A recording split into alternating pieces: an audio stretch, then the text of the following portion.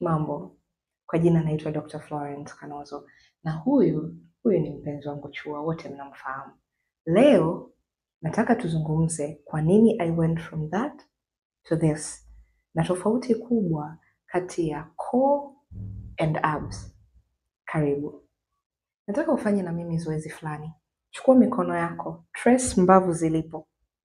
Mbavu zinapoishia, naomba uweke mikono yako hivi. And then I'm going to ask you to bend towards your left.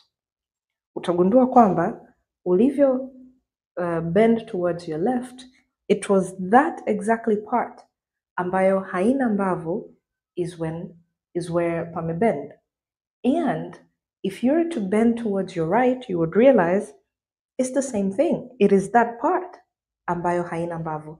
In other ways, it is this part that bends to the left and to the right. And it is also this part, right up baada ya mbavu, that bends forward and bends back as well. Sasa, unaona hapa mahali paliko, pako empty. Yani, hapa juu pana mifupa, hapa chini pana mifupa, lakini hapa pako empty. And this is where we get the dynamical power ya kufanya movements rotationally. Kwenye kiwiliwili, kwenye the core. Tofauti ya the core na the abs ni nini? Core ni hii hapa yote. Hii sehemu yote hapa ni core. Abs ni misuli inayopatikana hapa mbele tu. Core ni mpaka hii misuli ya huku nyuma. Ya huku nyuma kwenye mgongo huku. Hii misuli ya huku nyuma kwenye mgongo around this area, that's the core.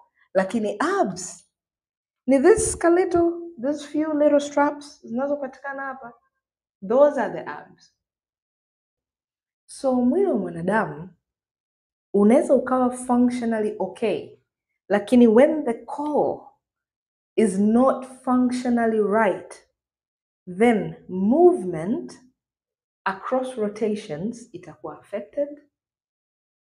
Walking style kwa lugha ya kitaalamu tunaita gait itakuwa affected. Unakuta mtu eti kapona stroke lakini hajarudi kutembea hivyo anatembea kawaida. Lakini amepona ila hajarudi kutembea hivyo anatembea kawaida. Bado unamkuta either anajivuta au mkono umekaa a certain way, or there's some sort of shaking and instability within movement. Why? Core muscles. Kitu kingine ambacho kitakuwa affected ni uwezo wako wa kubeba vitu vizito. Mikono ndiyo inayotumika kutransfer energy through weight carrying pamoja na miguu. Kwa hiyo nitakwambia maybe beba hii, utaweza kuiweka hapa. Nikikwambia sogeze mbele hii, utajikuta unashindwa, either utaiangusha. Why? Not kwa sababu mikono haina nguvu, no, but because the core is not functionally stable.